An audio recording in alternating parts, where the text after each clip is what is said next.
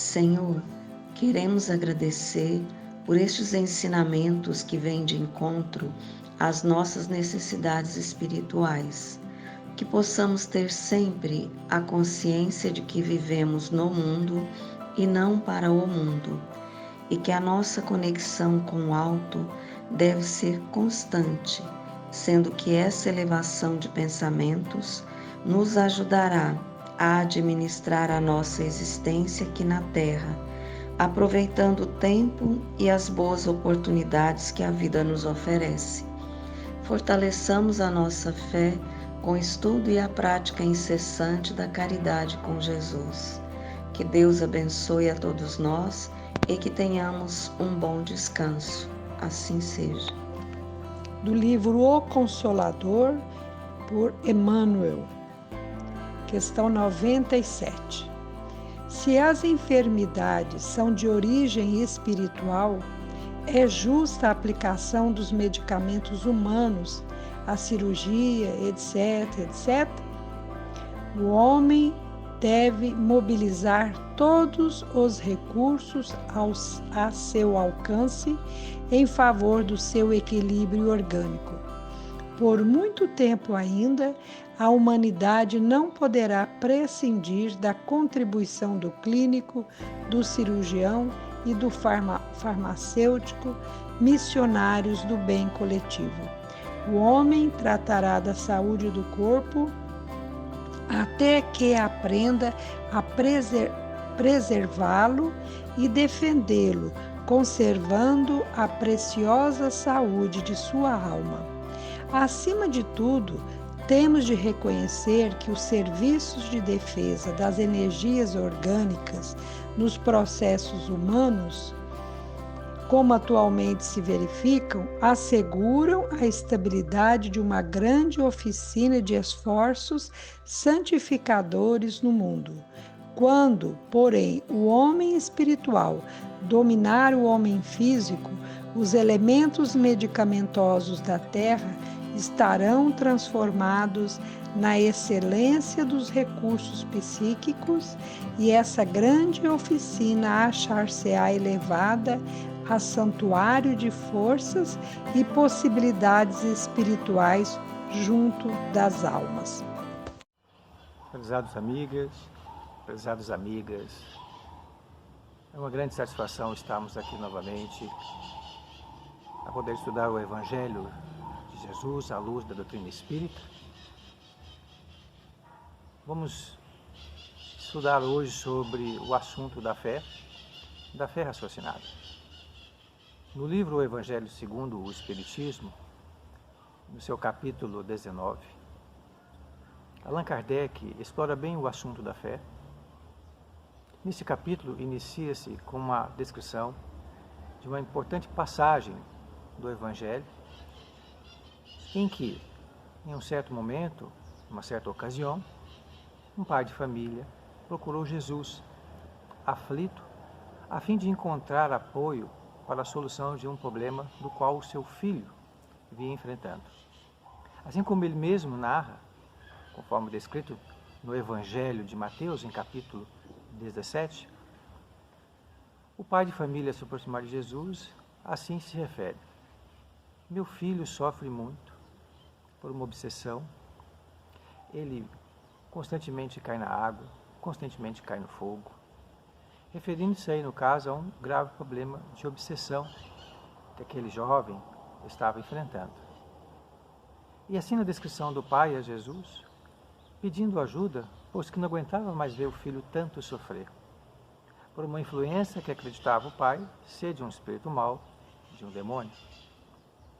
E o pai, ainda na descrição, coloca para Jesus de que os seus discípulos já haviam tentado separar, afastar esse demônio, tentando a cura para aquele jovem, mas não o conseguiram. E dessa forma, então, ele tomou a decisão de ir diretamente a Jesus. E Jesus, ao escutar, então, o pedido do Pai, assim se pronuncia: ó raça incrédula, até quando estarei convosco? Traga-me aqui este jovem, para que possamos proceder com a cura. O jovem então vai até Jesus, Jesus no seu magnetismo, Jesus com a sua condição moral de espírito superior. Esse cidadão do universo, esse espírito de tamanha envergadura e elevação moral. Atuando diretamente sobre o espírito, recomenda-se a ele que se afaste.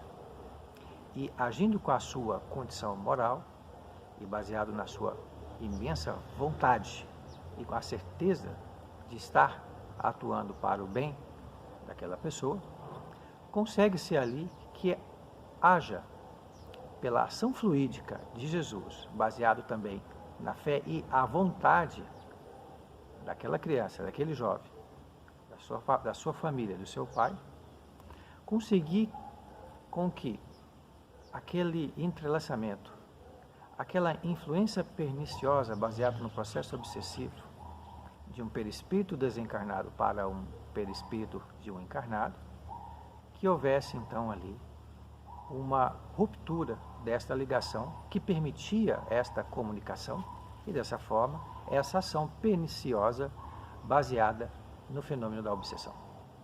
Dessa forma então consegue-se afastar aquela entidade que estaria provocando aquela condição energética fluídica negativa sobre aquele jovem, curando.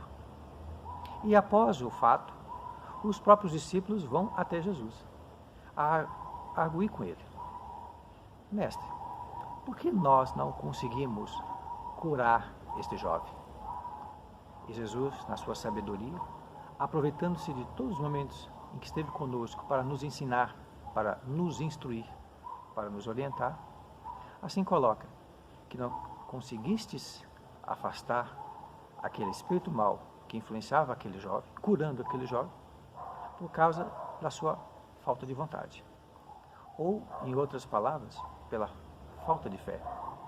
E assim como Jesus acrescenta: pois que se tiverdes fé do tamanho de um grão de mostarda, serão capazes de, ao se dirigirem o olhar para uma montanha, dizer a ela: movimenta-te daqui para uma outra localidade. E dessa forma, Jesus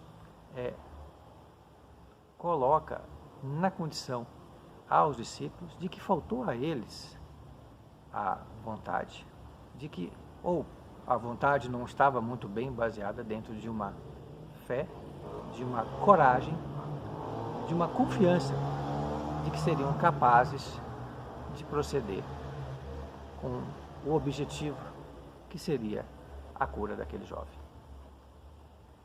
Conforme as descrições seguintes, em que Kardec contribui dentro deste capítulo do Evangelho segundo o Espiritismo, nos fará refletir sobre o que seriam essas montanhas que a fé são capazes de movimentar.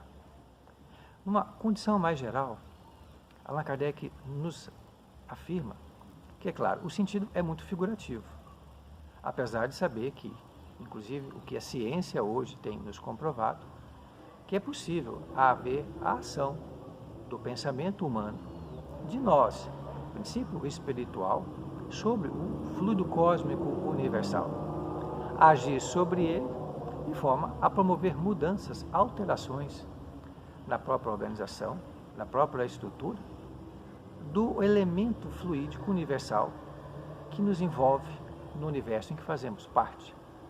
Mas, na verdade, Kardec se concentra a nos referir na condição importante do que seriam essas montanhas, baseadas naquilo que representa para a humanidade a época de Kardec e ainda nos dias atuais, mais de 160 anos depois, que essas montanhas representam as barreiras ao progresso da humanidade, as barreiras ao progresso humano, ao progresso de nós, na sua individualidade e no contexto que envolve nossas relações sociais em meio que fazemos parte. São as diversas dificuldades que vão se apresentando nos dia a dias, muitas das vezes pela má vontade de nós e daqueles que se vinculam a nós. As resistências a mudanças, as resistências a novas realidades, as resistências a novos conhecimentos, a resistência a novas condições que se apresentam fruto da própria condição evolutiva da sociedade do qual fazemos parte. A má vontade, como assim já falado, de se condicionar a essas novas realidades que vivenciamos, de um mundo diferente, longe dos preconceitos, longe do egoísmo, e se desvinculando do fanatismo, que, como vamos analisar de uma forma mais detalhada, se assim for possível, pois que a fé, quando não é baseada na condição racional, na razão, ela pode nos levar ao fanatismo. E o fanatismo, muito prejudicial naquilo que se condiz na nossa condição de vida e nas nossas relações na vida social em que fazemos parte.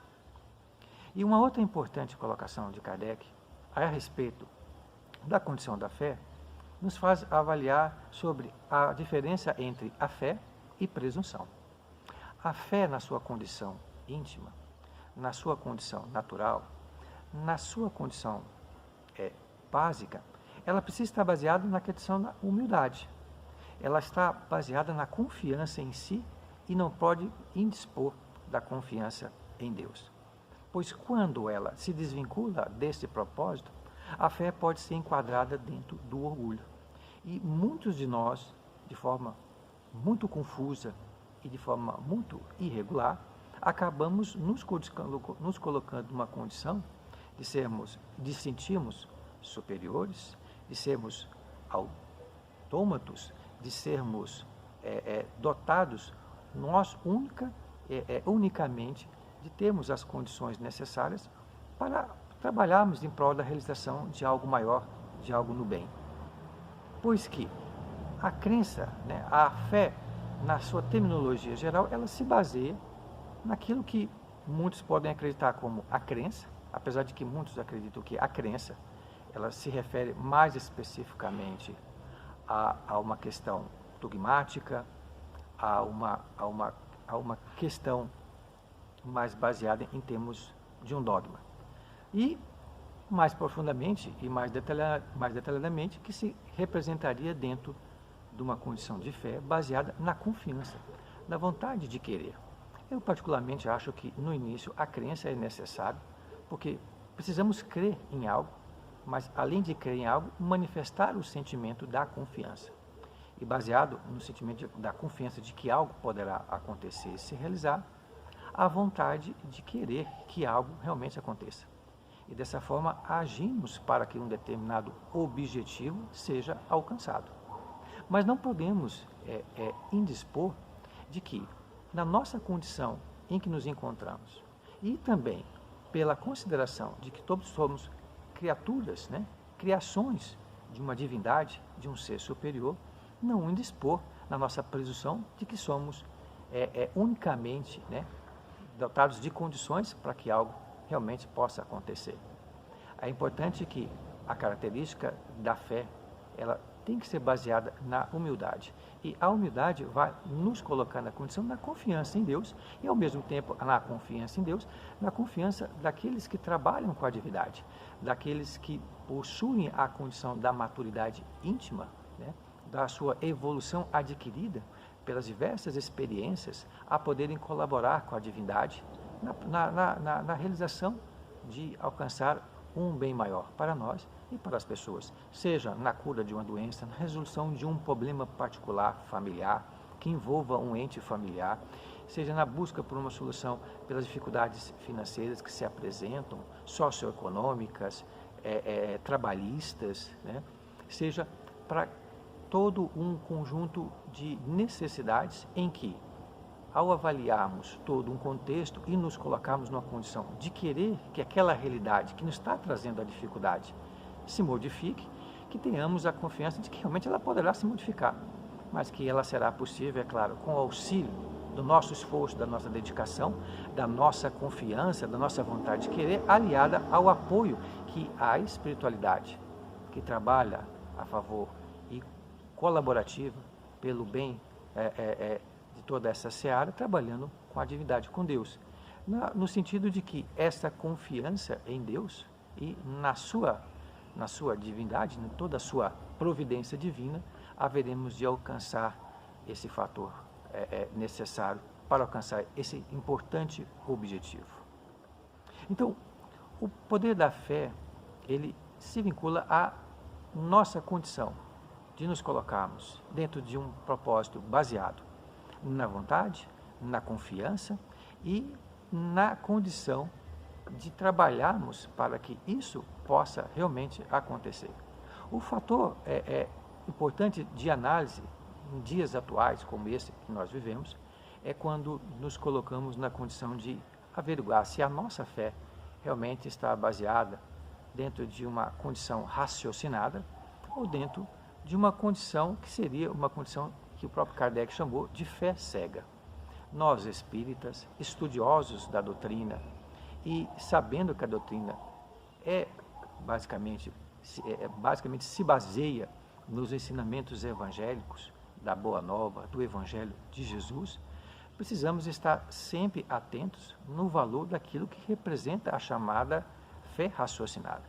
Porque a fé cega, ainda muito presente nos dias atuais, ela tem um contexto de base muito rudimentar, em que ela se concentra, né, se estrutura numa condição de valorizar mais o que é falso em detrimento do que é verdadeiro. Muitas das vezes tentando reviver ou conservar e manter certas crenças antigas, certos comportamentos antigos que em determinada época podem ter sido positivos para o bem da humanidade, mas que com o passar dos anos, com o advento das ciências, com a evolução da filosofia, com o fortalecimento dos conhecimentos dentro da religião, da importância que representa a religião, e avaliando-se nós, espíritas, né, o tripé ciência, filosofia e religião, não temos mais necessidade de assim reviver esses conceitos antigos, que na verdade hoje possuem avanços maiores que nos ajudam a compreender qual o verdadeiro valor da fé. Como o próprio Allan Kardec colocou, a fé raciocinada é aquela que encara a razão face a face em todas as épocas da humanidade e que não fica presa ao falso, ao fanatismo, como ainda acontece nos dias de hoje e como ainda tem acontecido. E para podermos compreender melhor, exemplificando o que poderia ser isso, na análise do mundo que estamos vivendo, dessa transformação social, em que, em termos sociais, dificuldades se apresentam, e aqui não podemos deixar de exprimir a condição da própria pandemia, que nos leva à necessidade de um isolamento social, e que nos exige, para vencer essas dificuldades, que eu precise trabalhar fazendo da minha parte e, ao mesmo tempo, contribuindo para que os outros também possam fazer a sua parte. Tendo a fé que vamos conseguir vencer esta dificuldade, mas não simplesmente ficando parado, estacionado em nossas casas, estacionados nas nossas condições de inércia, mas que eu preciso fazer de mim, além de acreditar que seremos possível, e claro que seremos, de vencer esta situação, pela crença de que temos a divindade trabalhando conosco, a espiritualidade nos ajudando, e que também temos, né, encarnados conosco, médicos, cientistas, todo um grupo de trabalho social, todo um trabalho da saúde, que se vincula, né, a buscar novas condições, medicamentos, vacinas, trabalhando dias e noites para que isso se torne possível, de médicos que se esforçam a trabalhar e auxiliar nos hospitais, juntamente com enfermeiros, com fisioterapeutas, com outros profissionais da saúde, para possibilitar o quê? A minimização das dificuldades que outrora se apresentam, na certeza de que conseguiremos enfrentar essa condição. E eu, na minha condição íntima, dentro da minha realidade, o que eu posso estar fazendo para que isso realmente possa acontecer.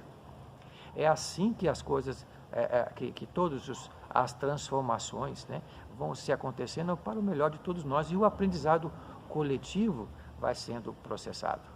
O que não se pode muitas das vezes, a minha fé está baseada numa questão muito primitiva, de que eu preciso me apegar a certos conceitos, a certas metodologias, ou mesmo desprezar os fatos, desprezar a lógica, desprezar os conhecimentos adquiridos nos últimos anos e fortalecidos no momento atual, de que há uma série de novas descobertas que permitem à sociedade vencer as dificuldades que vão se apresentando. É importante a nossa confiança, mas ela baseada numa fé raciocinada, não fazendo que isso seja apenas em base de dogmatismos, de conceitos que no momento não se apresentam mais.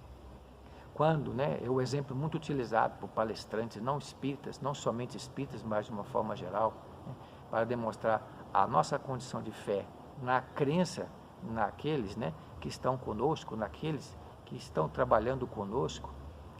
O exemplo clássico é do avião. Quando você entra dentro de um avião para uma viagem, você confia nas condições, nas experiências do piloto, acreditando que ele tem capacidade para isso.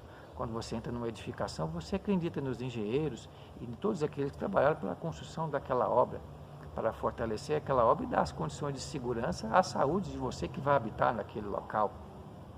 Então, nós fazemos isso quando vamos fazer uma cirurgia, acreditamos na competência técnica daquele quadro de servidores, de especialistas na área da saúde, que poderão contribuir para a melhoria da minha saúde, naquela dificuldade em que eu me encontro. Nós tememos, na maioria das vezes, nos sentimos o receio, mas acreditamos deles serem possíveis, de poderem realizar determinada tarefa.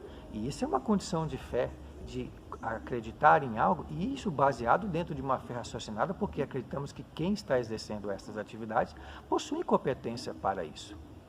Então, é importante que tenhamos em mente a nossa análise, nós espíritas principalmente, não somente, sobre a importância do papel da fé raciocinada. Ela tem que estar baseada na razão, ela tem que permitir o desenvolvimento do livre-arbítrio, ela não pode ser mais falseada, ela não pode mais ser imposta, e ela não pode se afastar dos fatos, dos argumentos, ela não pode se afastar da lógica, e ela precisa ser humilde. Nós venceremos todas as dificuldades como já vencemos outrora, confiando na espiritualidade, mas também agindo pelo bem para podermos contribuir com a melhoria dessa sociedade que fazemos parte. Porque somos espíritos, e como nos ensina também a doutrina espírita, podemos agir sobre o elemento universal, sobre esse fluido universal pela vontade, contribuindo em todo esse conjunto para que consigamos vencer as dificuldades, construindo um ambiente melhor, uma sociedade melhor, confiando que temos condição para isso e que a divindade não vai nos abandonar. Que a paz de Jesus esteja conosco. Obrigado. Minha Nossa Senhora, minha Mãe Santíssima, humildemente, nós te rogamos, acolhe o planeta Terra, acolhe a cada um de teus filhos que estão passando nesse instante por momentos cruciais da sua existência. Alivia as dores, conforta os corações, derrama o bálsamo de que estão necessitando. Ampare igualmente, Mãe querida, a todas as pessoas que estão passando por momentos felizes. Abençoa a alegria igualmente, Mãe. Abençoa-nos a todos os teus filhos que estamos neste instante caminhando pelo orbe terrestre. Nesse momento em que o planeta Terra passa por transformações, passa à nossa frente, Mãe querida, ilumine os nossos caminhos, conduza-nos, acolhe-nos, fala aos nossos corações. E nesse instante, Mãe querida, queremos vos pedir a proteção, o amparo e a tua assistência sempre, Mãe. e humildemente pedimos permissão para encerrar a reunião de hoje, certos do teu olhar carinhoso, da tua companhia que nos fortalece e nos inspira fé e esperança no futuro abençoado e melhor. E que assim seja.